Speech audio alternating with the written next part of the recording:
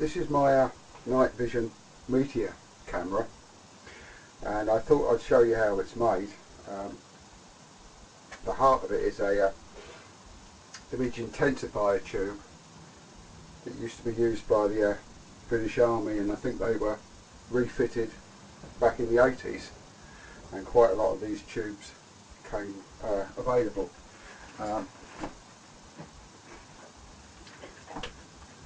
This is the tube. It's an EEV, and I think that's English Electric Valve Company, P8079HP. Now, as far as I understand, this is a cascade intensifier, and I believe you've got a generation 1, a generation 1 and a generation 2, so each one multiplies, so you get a really good gain on this. That's the front end, you focus the image on. That's the rear end, where you either put an eyepiece or a camera.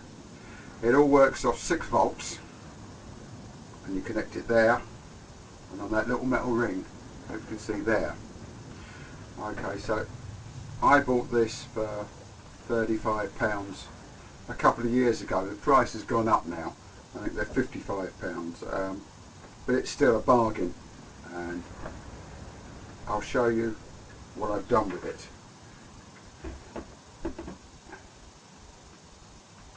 Now, housed in here is one of those tubes.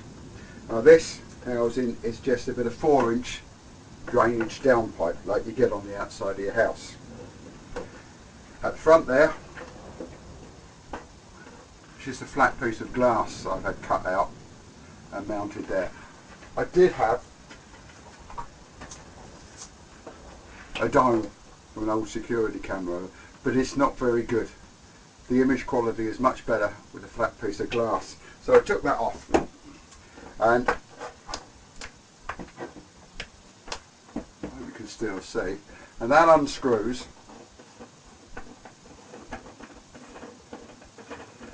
like that. And on the front there is an old 50mm Pentax camera lens off my old SLR that is donkey's years old and I don't use anymore.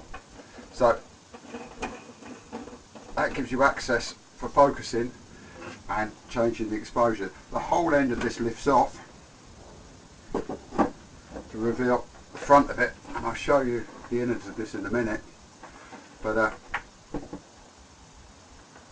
this all makes it quite waterproof, and I tend to use old plumbing parts for waterproofing quite a few things. So that goes back on there, and there's another piece that unscrews off the back here to give you access to where I'll fix a CCTV TV camera. Now, the camera runs off 12 volts, the tube runs off 6 volts. So I've got one power source going in there and taped up, so I know that's a 6 volt, and this is for the CCTV camera, the video feed, and that's a 12 volt. So, and in here, this old lunchbox, it's just all wired up with chop blocks, but also find something that I can point with here, because with an image intensifier tube you should never turn them on in daylight. I fixed this into the wiring, and that's a little dusk to dawn sensor and switch. There's an adjustment inside, but that just means I can't switch it on during daylight, and if I leave this out overnight videoing meteors, if the sun comes up it will switch itself off and therefore protect it. I've got a variable resistor there, so I can adjust the brightness with that, and I've just got a push on off switch. All this is just wired together with chop blocks there, and it's, well, if I can do it, anyone can do it. And I've just sealed up the ends where the wires come out so it's waterproof. And being as that is a transparent sandwich box there, it means that the dusk to dawn sensor can work. So that's the power going in.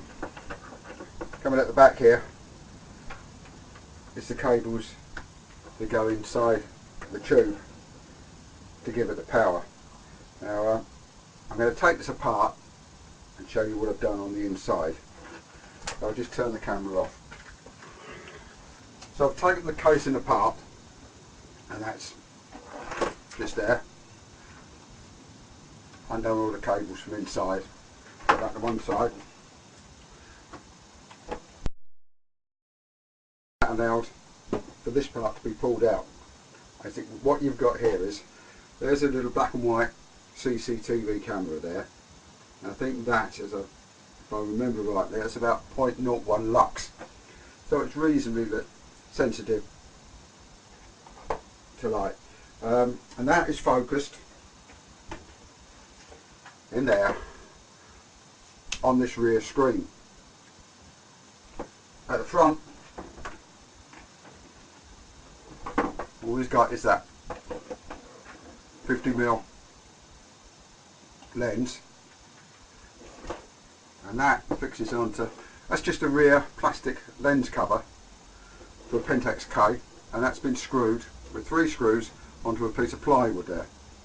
So the lens, you can change it for any lens you want, as long as it's Pentax fitting, and that fits in there.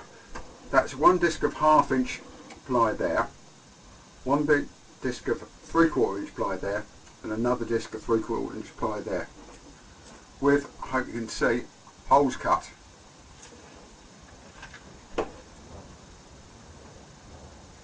So you can get light to the screen. Now these are held together with some 1/4 inch threaded steel rod, and that pinches on each end of the tube, and it also gives you a bit of adjustment here, because this lens has to be 35mm away from the screen on the front.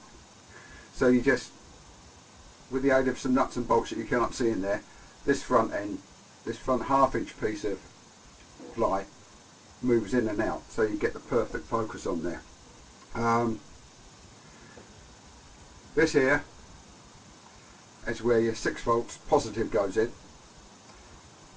and your negative is held, squeezed onto the front of your tube there on that little steel ring there. So that's held on because those 2 pieces of ply are pushed there, so there's no soldering at all needed with this. And this, of course, is just the cables onto chock blocks where we connect, what is it, 5 cables there, and it's pretty easy to do. I'll hold this up with the camera a bit more so maybe you can see. It's a pretty cheap old CCTV camera, and I've just mounted it on a little piece of ply, glued it all in position with hot glue mostly, and the main thing is you don't want any stray light getting in there, and with the black tubing it works pretty well. And I'll show you at the end of this video, or in a minute, some of the stuff I've taken with it.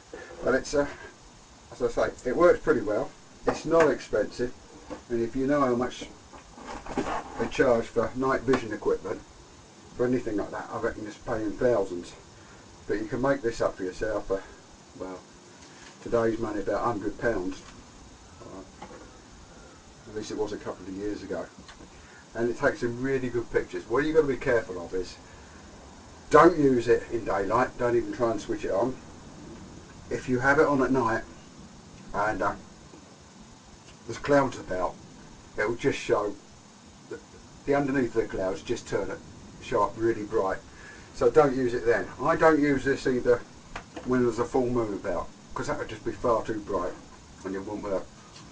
And also got to remember with these, they have a fairly short life, a couple of thousand hours. Now I don't know how many hours this was used before I got it. I've been using it for a couple of years. Now I only put this out on nights either side of a meteor shower peak. So if it's the Perseids and the night is the 13th, 12th and 13th, I'll put out the night before, the night of the peak and the night afterwards. That way, even if we use it for 8 hours a night, I've only used 24 hours of whatever life is remaining in it. For the rest of the time, I've got another camera that's fairly good. But like I say, this works pretty well. And with the front on there, I just stand it out in the garden and it points straight up. And you can lean it against something. It's not very sophisticated, my aiming, but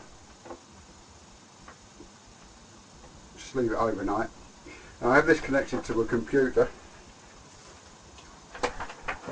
and it's basically a fairly simple motion detection program. You can use really expensive ones. I know people use something called UFO capture, but it's quite pricey, and well, I just wouldn't pay that much for it. So that is connected through a video card to my laptop. The camera is attached to a timer, so I can go off to bed, the camera will switch on with the timer at whatever time I like, and it will switch off at whatever time it's set on that timer. So that's another kind of safety thing. So the thing is, I don't want it to be working when the sun comes up. So I've got the dusk to dawn switch, I've got the timer, and apparently I understand that these things also have a sensitive, and they'll switch themselves off if it gets too bright, but I wouldn't like to try and test it. These are still available on eBay, and I think they're about £55 now, and it's 2013 I'm making this. But I've got no special skills. I make furniture for a living. There's not much wood in that, but it's fairly basic. There's no soldering, it's all chock blocks. It's a bit of cable. Everything's available on eBay, and I'd advise you to give it a go, because if I can do it, anyone can do it, and I'll leave it at that. So it's good for people like me who like to take pictures of meteors. I mean, there's some people, they use it